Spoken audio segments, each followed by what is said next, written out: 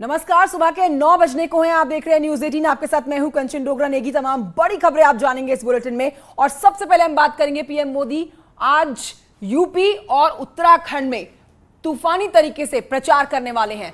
दोपहर करीब 12 बजे पीएम मोदी अल्मोड़ा में जनसभा को करेंगे। उत्तराखंड के बाद पीएम मोदी यूपी के कासगंज जाएंगे और वहां दोपहर करीब 2:30 बजे पटियाली कस्बे में चुनावी रैली करेंगे। पीएम मोदी के साथ कासगंज में सीएम योगी मौजूद रहेंगे। बाद में पीएम मोदी बरेली, हाथरस, फिरोजाबाद, एटा, फर्रुखाबाद के लिए वर्चुअल रैली करने वाले हैं। तो एक बार फिर से ताबड़तोड़ चुनाव प्रचार रहने वाला है। आज के दिन 14 फरवरी को उत्तराखंड में होने हैं वोट और मतदान से पहले प्रधानमंत्री नरेंद्र मोदी को कल भी आप सुन रहे थे श्रीनगर उत्तराखंड से, तो वहीं आज अल्मोड़ा में प्रधानमंत्री मोदी की रैली है, जहां पर खुद मुख्यमंत्री योगी आदित्यनाथ पीएम मोदी के साथ मौजूद रहने वाले हैं। इसके बाद कासगंज की तरफ रुख किया जाएगा मुख्यमंत्री योगी आदित्यनाथ का, क्योंकि कासगंज में उनकी चुनावी सभा होनी है। बड़ी खबर आपको बता रहे हैं, अल्मोड़ा और कासगंज में आज पीएम मोदी की जनसभाएं हैं, जहां पर हर अपडेट सबसे पहले आप तक पहुंचाएगा न्यूज 18। फिलहाल आपको दिखा रहे हैं तस्वीरें किस तरह से मुख्यमंत्री योगी आदित्यनाथ ने धुआंधार चुनावी प्रचार कर रखा है। कल पहले चरण का मतदान पूरा हुआ और अब दूसरे चरण का मतदान होना है, जिससे पहले ताबड़तोड़ चुनावी रैलियां।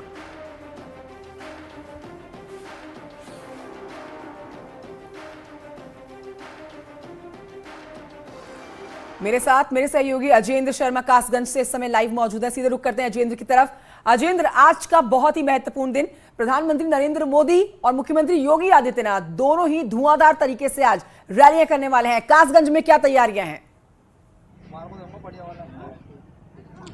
मैं आपको बता दूं, पूरी तैयारियां कर ली गई हैं। यहाँ पूरा भव्य मंच सजाया गया है और इसके लिए करीब 1 लाख लोगों की यहाँ आने की संभावना जताई जा रही है। सुरक्षा की दृष्टि से यहाँ 8 जोन 5 सेक्टर बनाए गए हैं, जिसमें जो है तमाम पुलिस फोर्स तैनात रहेगा। चप्पे चप्पे पर पुलिस फोर्स तैनात कर दिया गया है। और मैं अपने सहयोगी से कहूँगा वो भव्य मंच दिखाएं, जो भव्य मंच बनाया गया है, जिस पर प्रधानमंत्री नरेंद्र मोदी के साथ में मुख्यमंत्री योगी आदित्यनाथ सहित भारत सरकार, उत्तर प्रदेश सरकार के कई मंत्री ऐसे होंगे जो मौजूद रहेंगे। उनके लिए बैठने की पूरी व्यवस्था कर ली गई है। अपने सहयोगी से मैं ये भी कहूँगा कि वो दिखाएं कि ये जो पूरा पंडाल है, जिसमें 1 लाख लोगों के आने की जो व्यवस्था भी की गई है, बैठने की व्यवस्था की गई है। और मैं आपको बता दूं, एक बड़ा बहुत बात यह है कि यहाँ 53 साल बाद कोई भी प्रधानमंत्री जनपद कासगंज में उसका आगमन हो रहा है।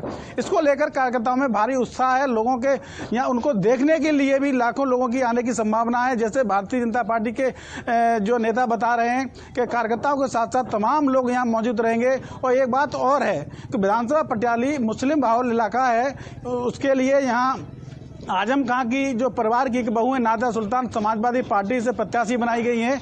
इसलिए सीट को बड़ा महत्वपूर्ण देखा जा रहा है। कासगंज जनपद की हॉट सीट माना जा रहा है। इसके लिए पूरी तैयारियां कर ली गई हैं और पूरा व्यवस्था यहाँ तैनात किया गया है। जी ठीक है, बहुत शुक्रिया आपका जानकारी के लिए। तो आज प्रधानमंत्री नरेंद्र मोदी और मुख्यमंत्री योगी आदित्यनाथ को आप एक बार फिर से साथ में मंच पर देखेंगे दूसरे चरण के मतदान के लिए। और उत्तराखंड के मतदान के लिए एक बार फिर से लोगों से वोट डालने की अपील की जाएगी।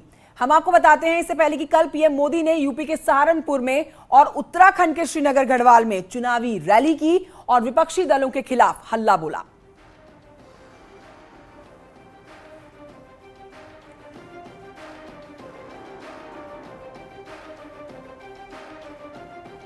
तो यूपी के विकास के लिए वोट करें, प्रधानमंत्री नरेंद्र मोदी को आप हर जनसभा में ये कहते हुए सुन रहे हैं। इससे पहले कल पीएम मोदी ने सहारनपुर में चुनावी रैली को संबोधित किया था। अपने संबोधन में पीएम मोदी ने विपक्ष पर जमकर निशाना साधा। प्रधानमंत्री नरेंद्र मोदी ने कहा कि यूपी के लोग विकास के लिए वोट करें। आज एक बार फिर से प्रधानमंत्री नरेंद्र मोदी की जनसभाएं हैं। मुख्यमंत्री योगी आदित्यनाथ मौजूद रहेंगे पीएम मोदी के साथ। यूपी में जो पहले सरकारें रही, वो इस तरह का विजन लेकर काम कर ही नहीं सकती थी। कारण परिवारवाद। परिवार से बाहर देखना ही नहीं, सोचना ही नहीं। आपकी चिंता कभी करनी ही नहीं। सब कुछ माफियाओं के भरोसे चलाते रहना। भाइयों बहनों, हम स्थायी समाधान के लिए कदम उठाते हैं। हम स्थायी समाधान के लिए रास्ते खोजते हैं।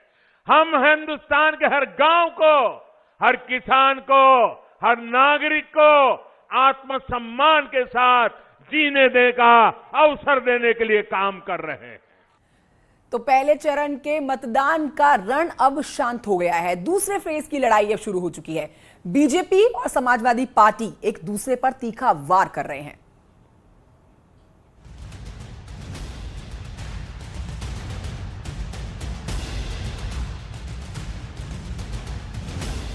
यूपी में पहले चरण के मतदान संपन्न हो गए। अब सभी दल दूसरे चरण की जंग में कूद चुके हैं।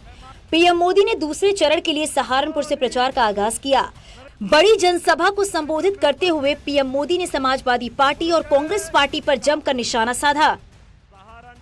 आप ये मत सोचना कि ये दंगावादी लोग सुधर गए हैं। आप मत सोचना ये परिवारवादी सुधर गए हैं। वो तो मौके की तलाश में है, मौका मिल जाए इसके इंतजार में है। सहारनपुर के दंगों के बड़े गुनहगार को अब इन माफियावादियों ने इस चुनाव में अपना साथी बना लिया है। मोदी जी दिल्ली में आए, उसके पहले भी होता था कि नहीं होता था? आपके दादा परदादा भी करते थे कि नहीं करते थे? लेकिन इतनी सरकारें आई, इतने नेता आए, किसी ने आपको पूछा ही नहीं। ये भाजपा सरकार है जिसने आपकी ताकत को पहचाना है और दुनिया में डंका बजाया है। उत्तर प्रदेश की जनता ने उनको नकार दिया है और इसलिए बड़बोले वचन देना, कुछ भी वचन दे देना, हम ये करेंगे, हम वो करेंगे, उनका क्या जाता है? आना तो है नहीं, करना तो है नहीं, बोलते जाओ। आप मान के चलिए, जब कोई बड़े बड़े वादे करता है ना, तो समझ लेना वो खोखले ही होंगे, गैर जिम्मेदारी होंगे। वहीं पीएम मोदी के साथ सीएम योगी आदित्यनाथ ने भी जनसभा को संबोधित किया, जिसमें सीएम योगी आदित्यनाथ ने अपने चिर परिचित अंदाज में समाजवादी पार्टी की सरकार पर जमकर हमला बोला। जो सरकार 12 से 17 तक थी और जिसमें अपनी सरकार में जिन्होंने केवल प्रदेश को 2 काम किए, गुंडागिर्दी, अराजकता और दंगे। 700 से ज्यादा दंगे हुए थे समाजवादी पार्टी की सरकार में। एक लखनऊ में दंगा करवाता था, दूसरा लड़का दिल्ली से तमाशा देखता था। न सड़क, न बिजली, न पानी, न चिकित्सालय, न विद्यालय, न विश्वविद्यालय, न मेडिकल कॉलेज, इन सब पर तो उनका ध्यान ही नहीं था। आपके बिजनौर जनपद को तो उन्होंने डार्क जोन घोषित कर दिया था। वे लोग व्यापारियों पर बम फेंकते थे, किसानों पर बम फेंकते थे। हमने तो कावड़ यात्रा निकाल करके ही नारा दे दिया, हर हर बम बम। अब बमबाजी नहीं होती है। वहीं दूसरे चरण में प्रचार के लिए अखिलेश यादव बिजनौर पहुंचे, जहां उन्होंने चुनावी यात्रा की। बीजेपी पर पलटवार करते हुए अखिलेश ने कहा कि जिनका परिवार नहीं, वो परिवार का दर्द क्या समझेंगे। हमें गर्व है कि हम परिवार वाले हैं और परिवार वाले जनता का दुख दर्द समझते हैं और परिवार के लोगों का दुख दर्द समझते हैं। परिवार वाले लोग कभी अपना झोला उठा के कभी परिवार को छोड़ करके नहीं जाएंगे। परिवार वाले बेरोजगारी की संकट को जानते हैं, परिवार वाले महंगाई को समझते हैं, परिवार वाले लोग जिस तरीके का अन्याय हो रहा है वो समझते हैं। इसलिए भारतीय जनता पार्टी इस तरह के आरोप न लगाए। यूपी के दूसरे चरण में 14 फरवरी को वोटिंग होगी। इस चरण में सहारनपुर, बिजनौर, अमरोहा, संभल, मुरादाबाद, रामपुर, बरेली, बदायूं, शाहजहांपुर जिले में मतदान होगा। 9 जिलों की 55 सीटों के लिए चुनाव की घोषणा होते ही प्रदेश में आचार संहिता लागू हो गई है। Bureau report, news 18।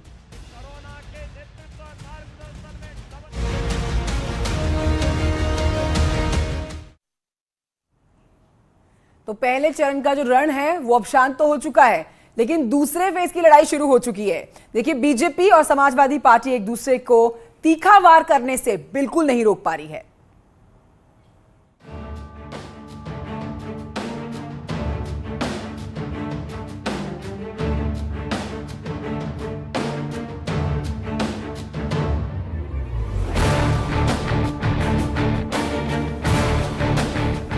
जाटलैंड में 2022 के लिए किस्मत आजमा रहे 623 प्रत्याशियों की किस्मत ईवीएम में कैद हो गई। यानी पहले फेज की 58 सीटों के लिए मतदान संपन्न हो गए।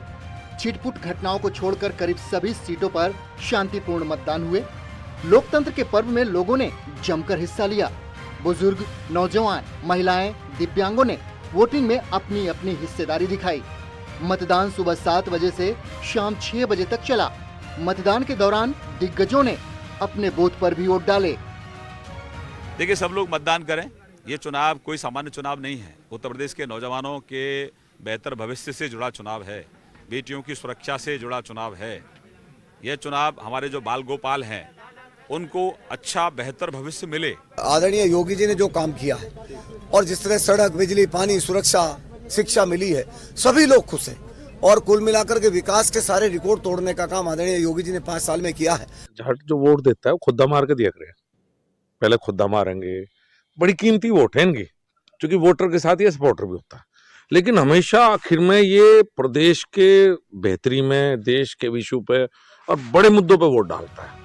वहीं विपक्ष के नेताओं ने भी मतदान के वक्त अपनी अपनी पार्टी के लिए जीत का दावा किया।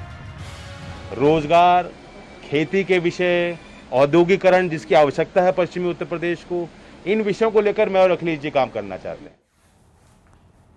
और आइए अब आपको एक एक जिले की तस्वीर समझा देते हैं। कल पहले चरण के मतदान में कहां पर कितना प्रतिशत वोट देखा गया है। सबसे पहले आपके सामने 5 सीटें होंगी। मथुरा की ये 5 सीटें हैं, एक एक करके इनका वोट प्रतिशत आप देखेंगे। छाता में 64.55% का मतदान कल हुआ है। पहले चरण का मतदान कई जगहों पर बम्पर वोटिंग हुई है पिछली बार की तुलना में। छाता के बाद मांड सीट की बात की जाए तो यहां पर मतदान का वोट प्रतिशत जो रहा वो 65.10 का वोट प्रतिशत रहा है। ये हम बात कर रहे थे मांड सीट की। छाता मांड सीट के बाद तीसरी सीट जो आती है वो है गोवर्धन की। यहां पर 66.75% का मतदान हुआ है। हम आगे बढ़ते हैं और आपको चौथी सीट बताते हैं।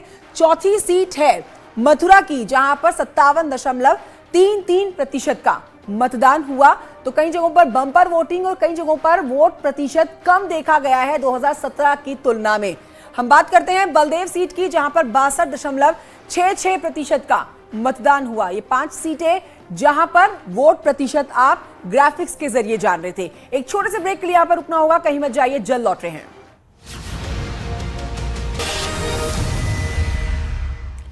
Welcome back. ब्रेक पर जाने से पहले आपने जाना बीजेपी की आज कहां पर जनसभाएं होने वाली है। बात करते हैं समाजवादी पार्टी की। आज अखिलेश यादव जो हैं वो रामपुर के दौरे पर रहने वाले हैं। इस मौके पर अखिलेश यादव रामपुर की सभी विधानसभा क्षेत्रों के दौरे पर रहने वाले हैं।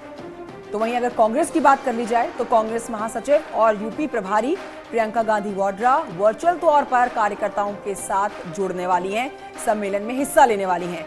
2 तस्वीरें आपके टेलीविजन स्क्रीन पर। समाजवादी पार्टी और कांग्रेस का आज का प्रचार किस तरह से रहने वाला है। प्रियंका गांधी वाड्रा जो हैं वो अमेठी लोकसभा के 5 विधानसभा के कार्यकर्ताओं से संवाद करने वाली हैं आज। और इसी के साथ एक छोटे से ब्रेक के लिए यहां पर रुक रहे हैं, जल्द लौटेंगे। दुल्हन के जोड़े में की वोट है।